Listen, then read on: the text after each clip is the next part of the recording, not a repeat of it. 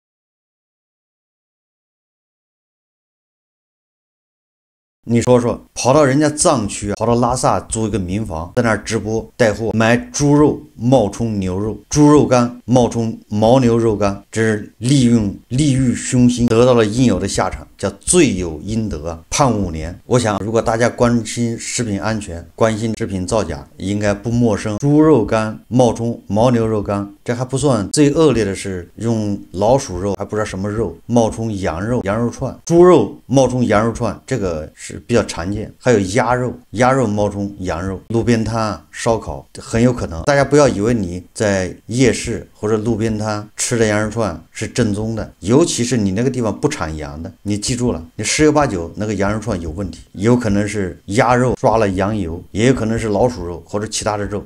总之你还是要小心。这些很多不法商家为了赚钱，那是什么手段都用。如果说这个猪肉干冒充牦牛肉干，咱们还不太清楚。下面这个那是刚发生的。最近有个网红叫李维刚，这个李维刚他到底是干什么的我也不太清楚，反正我看了视频，这个人还是比较实在的。他最近带货的一款产品叫原切牛肉卷，受到了这个网友还有买家的质疑。有很多网友指出，这个牛肉卷煮熟以后没有牛肉的纹理，怀疑这个牛肉它不是原切的。原切什么意思？就是从牛身上分割出来，就这样打包完了之后卖给用户切，或者是厂家切好这个片儿，就是从牛身上切下来的一片一片。那这个肉有个特点，就是有纹理，跟原切相对应的叫合成牛肉。什么叫合成？就是把牛身上的肉给它剁成馅儿，搅碎，用机器一压，加上这个叫科技与狠活，加一些什么独特的粘合剂，类似这种东西，把它压成整块的牛肉再去切。那这个有什么不好？实际上如果你里面这个牛肉没有加科技与狠活，如果你里面这个牛肉就是牛身上，比如说牛腱子肉或者牛腩，都是正经的牛肉，不是那种边角料，不是那种其他的乱七八糟的肉，你要这么压也可以，没毛病反正是牛身上的。关键它是加了科技与狠活，关键很有可能是乱七八糟的肉合成到一起，那你这个牛肉卷不知道是什么肉卷。李维刚他代言的，他卖的这一款号称是原切牛肉，结果粉丝买回去吃之后一煮一吃，发现根本不是那么回事。对此这个李维刚发布视频回应称自己会安排送检，如果是假的会假一赔10，而且自己先行赔付给大家。不管怎么说他这个态度还是端正的，就出了事他没有逃避，他没有狡辩，他也没有说推卸责任，他先去检验，如果这个不是原切牛肉，假一赔10，自己先赔付，赔完了之后他再去跟厂家家打官司，这是他的原话。事情没有这么结束，因为这个事情闹得挺大，网红，毕竟粉丝比较多。1月12号晚上，李维刚所卖的那个产品啊，他自己在直播间宣称的这个产品叫金牛食品公司供的货，结果人家这个金牛食品公司啊，通过抖音号发布视频称啊，该公司从不生产原切牛肉，也未授权其他人或企业去生产销售代理公司的牛肉。上述引发争议的牛肉卷很可能是该公司被套牌盗用，目前该公司已经报警。这还没有完，1月14号，内蒙古额尔古纳市宣传部通报，也就是官方下场说啊，近日某网络主播带货疑似合成牛肉的原切肥牛卷，包装袋上标注产地为内蒙古额尔古纳市金牛食品有限责任公司，引发关注。他说，针对此事，额尔古纳市高度重视，市场监督管理局、市农牧局进驻企业开展执法调查。经核查，金牛食品有限责任公司从未生产销售过此类原切牛肉卷，也未授权给任何企业和个人代理生产和销售牛肉产品。金牛食品有限公司已向公安市场监管部门报案，市场监管局、公安部门已受理此案。你看这个事情闹得还动静挺大，这个地方政府很重视这个事。你这个事不搞明白，那地方的企业就要蒙受这个不白之冤，地方的企业内蒙古的牛肉就会被泼了污水。所以今天就聊一聊这个直播带货。实际上为什么这个直播带货的时候他一定要强调叫原切，那就是因为市场上充斥了太多的这种叫合成牛肉，尤其是牛排。大家在直播间买的那些什么牛排很有可能都是合成的。我刚才说了，合成的不是不能吃，而是你加了科技与狠活。你肉到底是不是新鲜的肉，到底是不是牛肉，谁能说得清？我在直播间经常聊天，有人说建议带货，但是我从做自媒体第一天开始，我就把这个事情想明白了。我带不了货，这个钱看上去很好赚，利润也不错，但是这个钱我赚不了。直播带货有2种，一种是什么呢？一种是明知故犯，就是为了赚钱，我知道这是假的，我就专门卖假的，甚至我自己生产假的卖。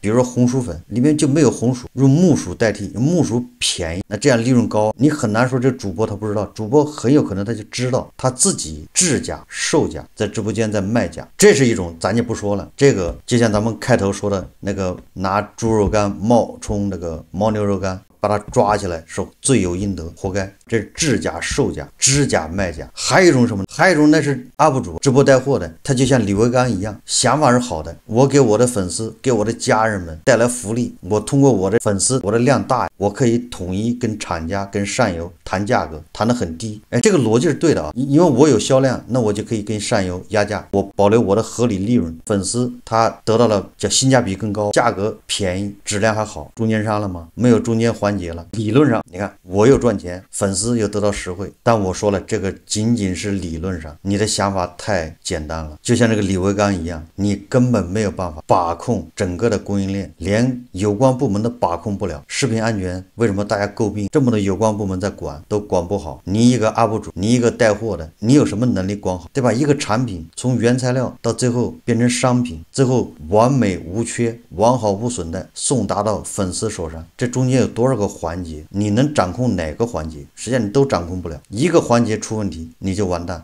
虽然你的出发点是好的，初心是好的，你也没想着坑粉丝，但是别人坑你，这就是我很早就把这想明白了。粉丝我要带货，那粉丝是冲我来买的，他信任我，结果我又没有办法负责任，我没办法帮他把控这个东西，那这个信任很快就没有了，很快就会翻车，因为有人在消耗你的信任。你看李维刚，我在分析啊，他有2种可能，一个他没有认真的审查所谓的金牛食品，这个供应商找你，或者你找到供应商，那供应商这个产品从哪儿来的，他的资质，他所有的手续有没有？李维刚恐怕要么他疏忽了，要么他被人骗了。疏忽什么意思？就他不知道，人家给他供应商找他说我这是什么产品啊，内蒙古额尔古纳是这个特产，就是好，名牌商标，他就信了。还有一种什么呢？他不信，我要你的所有的手续、生产资质、各种合格证，人家拿过来了，恐怕是伪造的，他没办法分别。人家给他的样品都是好的，他一吃一看非常不错，直播间开始卖，结果那边给的都是合成牛肉，给粉丝发货发的都是合成的，人家在消耗他的信誉啊。也就是说，作为一个带货主播，你具备的能力是方方面面的。所幸这李维刚他人态度还不错，先赔10倍。我到目前为止我不太明白，或者我不太太肯定这个李国刚是不是炒作，通过这种赔10倍让自己的知名度上去，让自己的信誉就更好，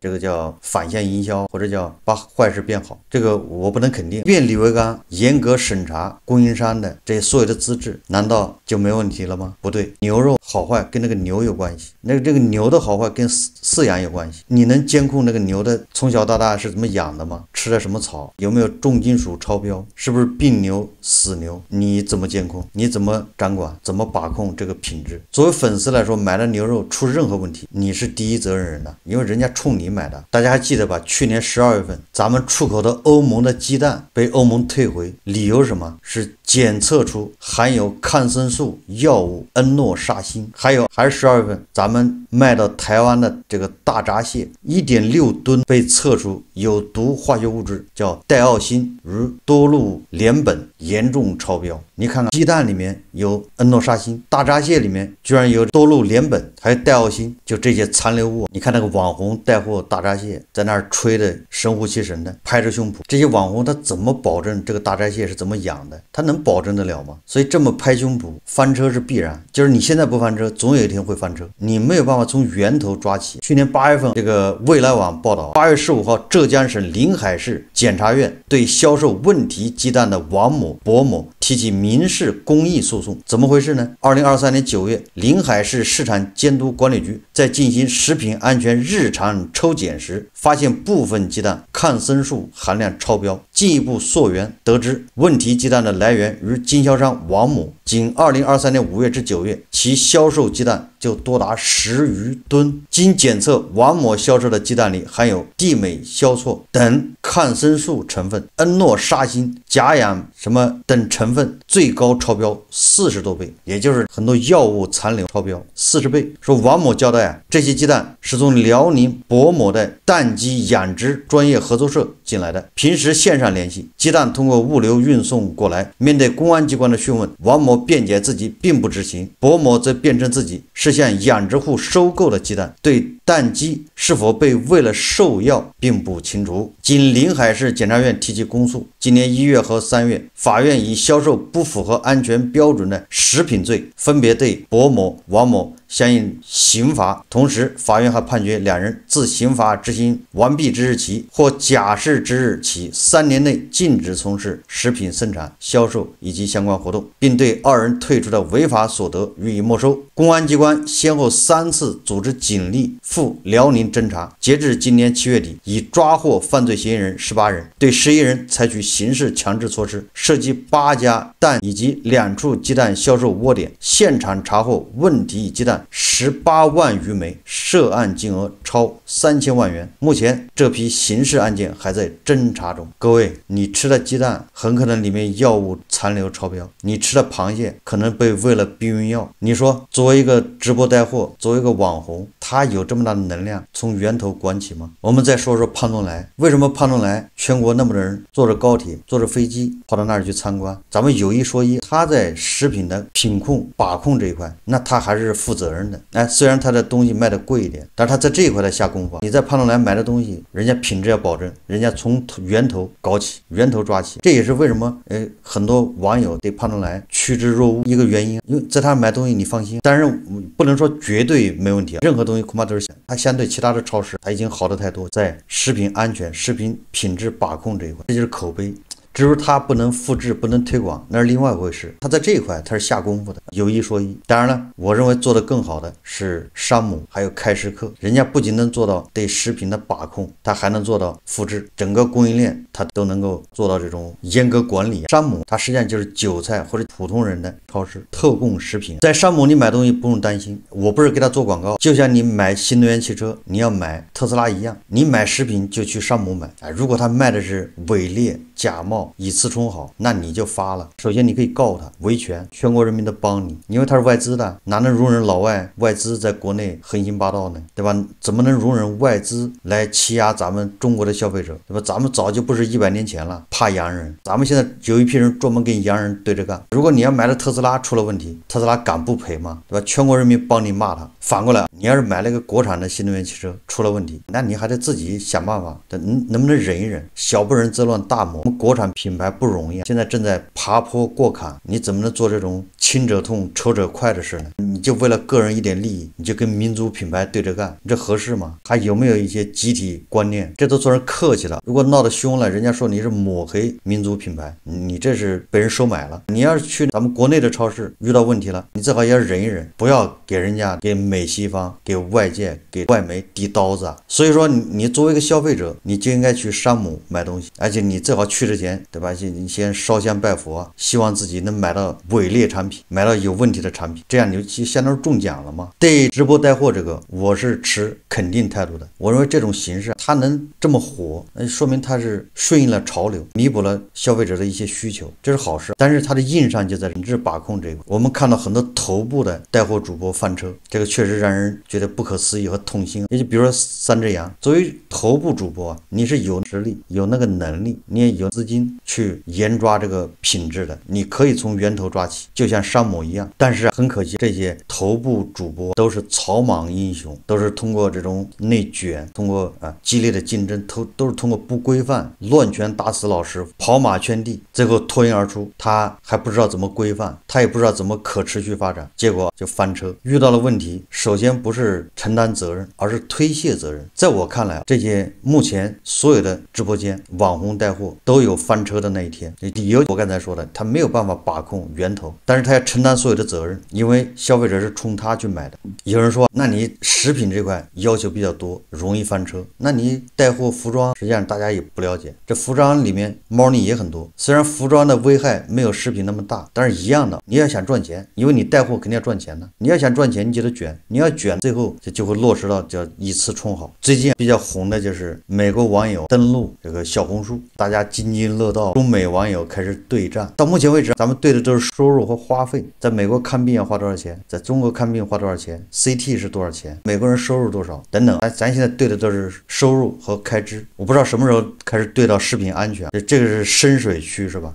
对食品安全是不是就找到优越感，不容易找着遥遥领先？不知道美国人他能不能理解什么叫地沟油，对吧？什么叫原切羊肉，什么叫合成肉？这美国人不知道他能不能理解这个淋巴肉到底是什么部位的，能不能吃，对吧？美国人吃的鸡蛋里面有没有诺夫沙星，有没有抗生素？美国人吃螃蟹本来就少，所以这个螃蟹可以不问。美国吃不吃猪肉？那猪肉里面有没有瘦肉精？我现在等着这个中美网友开始对食品安全，你不能老对收入，一对就没了，对了这么多天了也差不多了，再对一对食品安全了，再对一对美国有没有卖假货的，对美国卖了假货怎么处理，怎么惩罚，要负什么责任，再对一对美国他有没有欠薪，对一对美国人他是怎么讨薪的，是不是一到什么圣诞节节前就开始到处讨薪？如果有机会在这块进行对战，那么我觉得中美的网友应该好好总结一下，对吧？如果咱们跟美国有差距，那看怎么能把它补上。美国肯定也有那些奸商奸猾之徒，肯定也有那些想卖假货想多赚钱的，那应该对一对，看美国他是怎么管的，让这些人他不敢卖假货。如果中美对仗，通过对战能够改善我们的待遇，这是好事。如果仅仅停留在通过跟美国对战，然后让自己产生自豪感，那个意义就不大了。因为有个维维老师已经能让我们有无限的优越感、自豪感了，何必非要美国人来衬托一下呢？最后我想说的是直播带货，你该买还要买，因为这个肯定能弥补你很多消费场景，但是你要做好心理准备，无论这个主播把胸脯拍得多响，你也不要轻信，因为他很多事情他控制不了，所以你要买了，你要做好心理准备，你就当做这玩意有可能是假的，或者你当做这玩意有可能有问题，做好心理建设。好，这期节目我们就聊到这里，感谢大家收看。如果喜欢我的节目，欢迎订阅转发，也可以在下方留言评论，谢谢大家。